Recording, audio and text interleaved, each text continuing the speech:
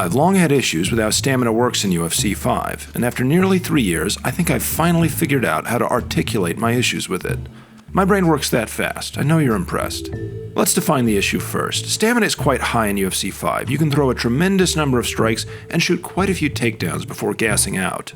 But high pace is not itself the issue. Realism is nice, but perfect realism shouldn't be the goal. The game will never be a perfect simulation of MMA.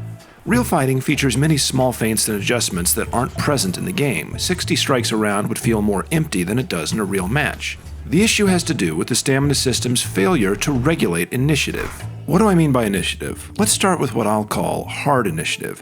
It means who gets to go first. Not who does go first, but who has the right to go first. I'll give some examples. Here, out in the open, both fighters at range, nobody has initiative. Aldo lands a jab with a straight behind it. As the jab lands, he has initiative. Nothing his opponent throws in response will beat the straight. He follows the straight with a leg kick. Now he's lost initiative. His combo is ended and he needs to finish the recovery animation from a strike before he can throw again. Now if Max throws a slow strike but Aldo throws a fast strike, Aldo might still land first. But if both throw a jab, then Max will land first. I'll focus on striking, but of course initiative applies to grappling too. The dominant fighter in the single under clinch has very strong initiative. That's hard initiative. There's another kind more germane to the stamina issue. Not who gets to go first, but who should go first. Let's say you're in neutral initiative and blammo, you get cold cocked. It happens. They end their combo, you technically have initiative. You can go first, but should you?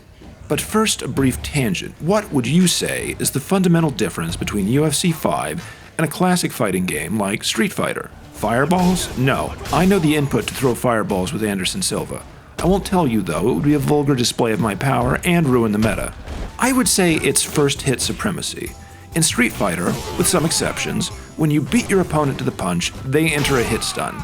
They get knocked out of their animation, which means they can't hit you, and depending on the exact strike you used, you may be able to combo them. In UFC 5, you might get a hit stun if you beat them to the punch, or they might be able to blow through your strike.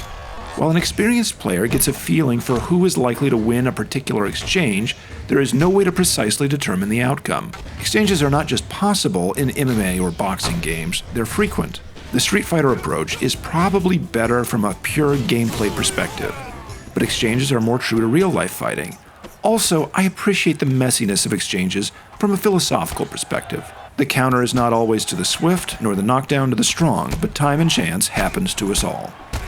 Back to the matter of soft initiative. Should you throw back here? Once you've taken damage, you are far more likely to lose an exchange. You might technically have initiative, your punch might beat theirs, but it matters not if you lose the exchange due to low health. You don't regain initiative just by being first. So you wait for your health to regenerate, ceding the initiative. Your opponent goes back to punching you. Even if you block punches, you take damage to your guard. The block meter is really an extension of your health bar. You can often wind up in a bad situation that snowballs out of control. You could counterpunch your way out of it, or shoot a takedown. Hey, if I could, I would. To say just counter your way out of it is to say outplay your opponent. Good opponents are hard to counter, and counterpunching has risks of its own. They might bait your counter with a feint, or counter your counter. They have the option to go first. They're not required to use that option. Even in counterpunching, the fighter with initiative has the advantage. The risks are less risky for them. Initiative is a very powerful thing. You know how some matches it's like chewing glass and others you're eating dessert? It's usually initiative that makes the difference. And it's not just for pressure boxers. You can also have initiative on the back foot. If you're always firing off strikes as they try to close the gap, you can hold the initiative. If you want to punch, but they're spamming takedowns, they're going to have the initiative. Every player constantly seeks to gain the initiative in UFC 5 and never give it back. To be constantly on offense with your opponent forced to react is the easiest way to play the game. Naturally, stamina is the system that should govern the power of initiative. They gain it and hold it by throwing strikes or shooting takedowns. They're exchanging stamina for control. If they're too greedy, then the price they pay is gassing out. They deplete their reserves, and by the third round, they'll be the one holding on for dear life. Stamina, like Keynesian fiscal stimulus, is meant to have a counter-cyclical effect. Does it work out that way in practice? Not really. I find that paradoxically, the fighter that throws more typically has the stamina advantage. That's because throwing more correlates with winning rounds, and winning rounds correlates with gaining the stamina advantage. Stamina is pro-cyclical. Let's cover the basics of stamina. It's good to have high stamina and bad to have low stamina. With low stamina, you move more slowly, take more damage, and deal less damage. At 50% current stamina, you deal 30% less damage and take 50% more. At 50% max stamina, you deal 10% less damage. Damage taken is unaffected. Throwing strikes when your short-term stamina is low drains your long-term stamina at a higher rate than usual. The same strike doesn't always use the same stamina. Strikes that land clean use minimal stamina. On the block, a little more. If a strike whiffs, it uses a good bit more. Strikes thrown while moving consume more stamina. Same for defensive maneuvers. Naturally, the more stamina you use, the longer it takes to regenerate. The stamina system does restrain initiative, if you don't know what you're doing. Take this Poirier player. He throws 3 punches. The first hits the block, the last 2 hit air. He's missing near half his stamina and he decides to throw again, and he loses the exchange. The system works. Except good players don't do this. A good player wouldn't double up after throwing 3 punches unless they did really good damage, and a good player certainly wouldn't throw again after a whiff. Here's how to maintain high output and be an initiative hog. Throw single shots and short combos. The tiny gap between punches is enough to get back the little bit of stamina you used. And if you ever happen to miss, chill out for 3 seconds. When you land a decent connection, you have the option to press your advantage and extend your combo. Playing this way, you can easily throw 120 strikes around without gassing, even with a low cardio fighter. But still, you should probably be careful not to be too aggressive. Even a small cardio disadvantage might come back to bite you, right? Except being on the attack is good for your stamina because defense takes stamina as well. You can't stand still and absorb shots. Moving your head and feet uses stamina, as it should. Also, taking damage costs stamina. Of course, body shots drain stamina, but health events to the head and legs also use stamina. This is realistic. I'm a veteran of over 1,000 street fights. I've lost every single one, and I can tell you that getting your ass kicked is exhausting. And you have to throw back occasionally. If you literally never throw offense, you'll lose for sure. To top it all off, the defensive fighter doesn't have as much control over when they use stamina. They may be forced to counter or evade while their stamina is already low, which is inefficient. If I'm on the initiative, I never back off due to stamina concerns. Simply doesn't enter my mind. What limits my offense, besides my natural distaste for excessive activity, is my opponent's effective counterpunching. If I get stung, that means I need to be a little more selective in what I throw. Let's say we wanted a more restrictive stamina system to better regulate the steamrollers out there. How would we do it? Let's just crush short-term stamina. You could increase the amount of stamina each strike uses, or just greatly slow down stamina recovery.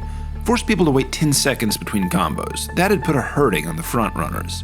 Except that's obviously no good. Initiative should exist. It should be strong.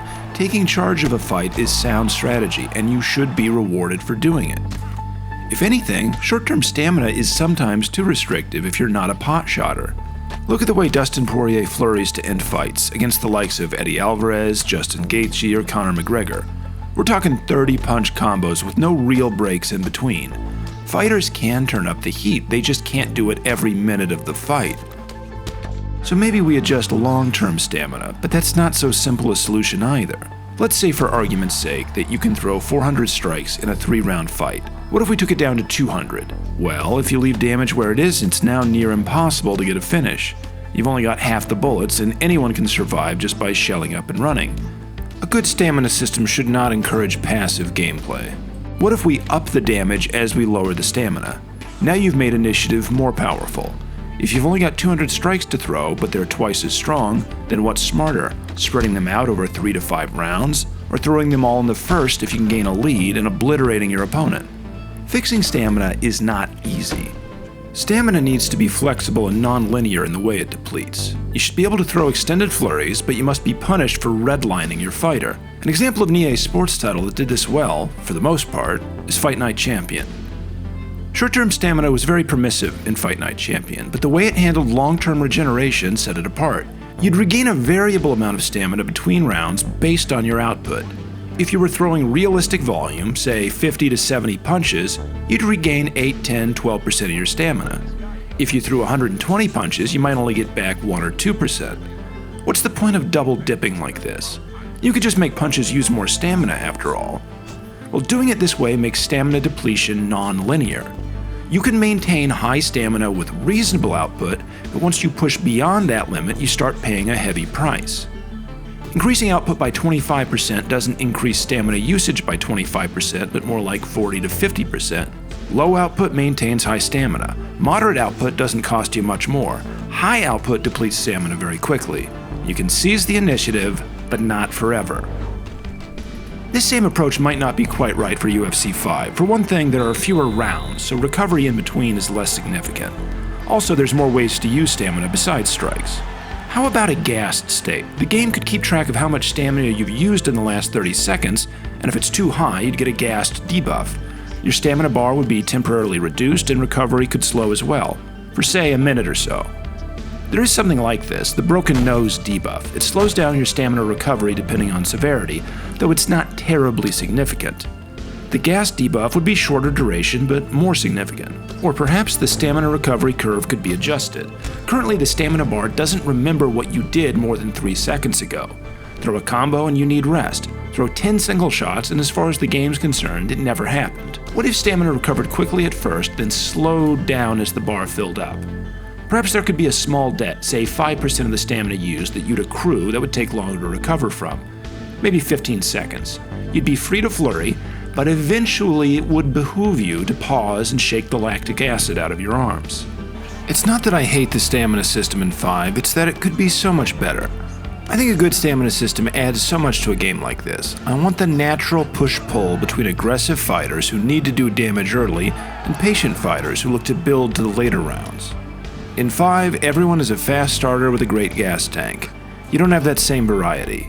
In Fight Night Champion, it was quite common for me to lose the first 3 rounds to super aggressive fighters, knowing they were going to hit a wall in round 6 or 7. I loved that feeling of waiting out the storm.